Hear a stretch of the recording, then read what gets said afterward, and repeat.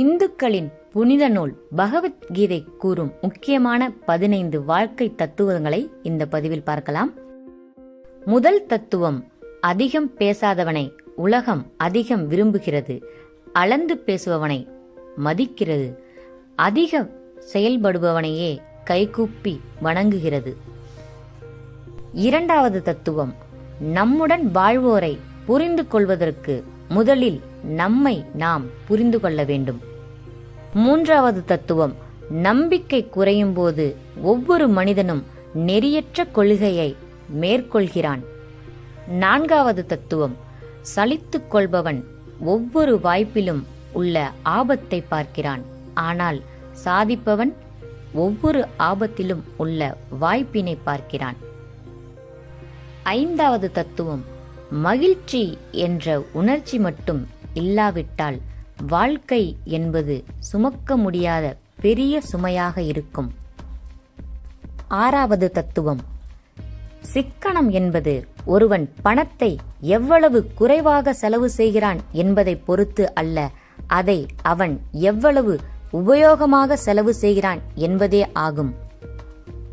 ஏழாவது தத்துவம், எதை இழந்தீர்கள் என்பது முக்கியம் அல்ல, என்ன மிச்சம் இருக்கின்றது என்பதே முக்கியம். எட்டாவது தத்துவம், அரிய சாதனைகள் அனைத்தும் வலிமையால் நிகழ்த்தியவை அல்ல, விடாமுயற்சியால் நிகழ்த்தப்பட்டவை. ஒன்பதாவது தத்துவம், ரகசியத்தை வெளிப்படுத்தியவனுக்கும் துக்கத்தை வெளிப்படுத்தாதவனுக்கும் மனதில் நிம்மதி இருக்காது. பத்தாவது தத்துவம், எல்லா துன்பங்களுக்கும் 2 மருந்து உள்ளது, ஒன்று காலம், மற்றொன்று மௌனம். 11வது தத்துவம், எல்லோரும் தம்மை விட்டுவிட்டு வேறு யாரையோ சீர்திருத்த முயல்கின்றனர். 12வது தத்துவம், சண்டைக்கு பின் வரும் சமாதானத்தை விட என்றும் சண்டையே இல்லாத சமாதானம்தான் வேண்டும். 13வது தத்துவம், மகிழ்ச்சியாய் நீ வீணாக்கிய தருணங்கள் எல்லாம் வீணானவை அல்ல. 14வது தத்துவம், நீங்கள் விரும்புவது ஒருவேளை உங்களுக்கு கிடைக்காமல் போகலாம், ஆனால் உங்களுக்கு தகுதியானது உங்களுக்கு கண்டிப்பாக கிடைத்தே தீரும். 15வது தத்துவம், செயல் புரியாத மனிதனுக்கு தெய்வம் ஒருபோதும் உதவி செய்யாது. பகவான் ஸ்ரீகிருஷ்ணர் கூறிய இந்த முக்கியமான வாழ்க்கை தத்துவங்களை நம் வாழ்க்கையில் பின்பற்றினால் வாழ்வில் உன்னத நிலையை அடைய முடியும்.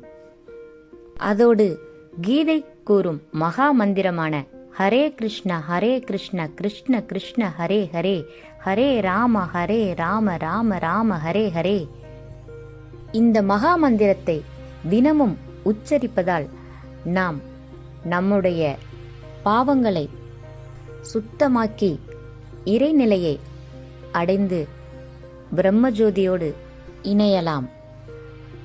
நீங்க இப்பதான் முதல் தடவையா இந்த சேனலை விசிட் பண்றதா இருந்தா இந்த சேனலை சப்ஸ்கிரைப் பண்ணி வச்சுக்கோங்க, பக்கத்துல இருக்க பெல் பட்டனை பிரஸ் பண்ணுங்க, அப்பதான் என்னுடைய புதிய பதிவுகள் உங்களை வந்து சேரும்.